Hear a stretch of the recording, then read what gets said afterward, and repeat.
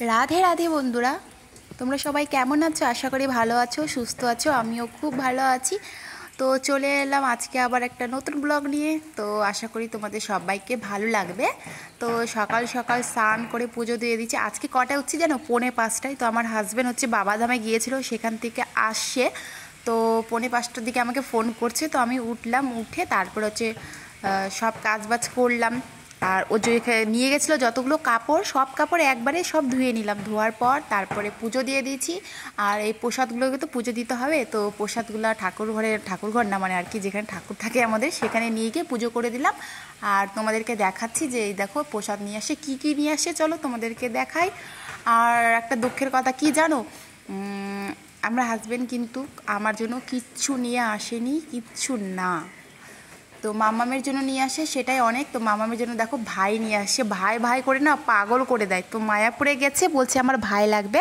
তো দেখো দুটো গোপাল ঠাকুর নিয়ে আসছে, একটা হচ্ছে পাথরে আর একটা হচ্ছে এমনি কাঁসার নাকি ওটা জানি না। তারপরে বেল্ট নিয়ে আসে, কানের নিয়ে আসে। তারপরে হচ্ছে এই যে একটা ড্রেস নিয়ে আসে মায়াপুর থেকে, ওটা পরে নিয়েছে, ড্রেসটা মালাটা আর হচ্ছে বেলটাও পরে নিচ্ছে। পরে নিয়ে ভীষণ খুশি, বলছে মা আমাকে একটু ভিডিও করো, ফটো করো। তো আমি করলাম, কয়েকটা রিলসও বানিয়েছে। আর আমি এখন রান্না করেছি কি জানো, ছোলা করেছি, শুধু হালকা একটু জিরা গুঁড়ো আর ধনিয়া গুঁড়ো আর একটু আদা বাটা দিয়ে করছি। তো আমাদের তো নিরামিষ চলছে এখন শ্রাবণ মাসটা, তো মোটামুটি অনেকটা শেষের দিকে, 19 তারিখে হয়তো শেষ হয়ে যাবে, লাস্ট সোমবার 19 তারিখে। সেদিন হয়তো রাখি পূর্ণিমাও আছে। তারপরে দেখো প্রসাদগুলো সবাইকে দিয়ে দিচ্ছি। দেওয়ার পর হয়ে গেল কমপ্লিট। তারপরে রান্না বান্না করে ঘরে ঢুকছি, এখন প্রায় বিকেল বিকেল। তো আমি কাঁঠাল খাচ্ছি। কাঁঠাল কিন্তু আমি খাই না, তো তারপরে ভাবলাম যে না আজকে একটু খাই, লাস্ট কাঁঠাল বলে আছে। তো আমি না একদম পাকাটা খাই না, হালকা হালকা কাঁচা কাঁচা থাকে যে, সেটাই খেতে ভালোবাসি আর কি, লবণ দিয়ে। তো খাচ্ছি। তো একটা খেয়েছি, একটা খেয়ে আর ভাল লাগছে না, কেমন জানি লাগছে, গন্ধটা না আমার ভালো লাগে না। তারপরেও না কাঁঠালটা খেতে খেতে ছেড়ে দিলাম, আর খালাম না। আর আজকে সকাল থেকে সেই যে ভোরে উঠছি না, সারাদিনে খুব ক্লান্ত, ঘুমাতে পারিনি। আর দুপুরবেলা আমার ঘুমও হয় না, আর মামাম ঘুমাতেও দেয় না, ডিস্টার্ব করে জানো।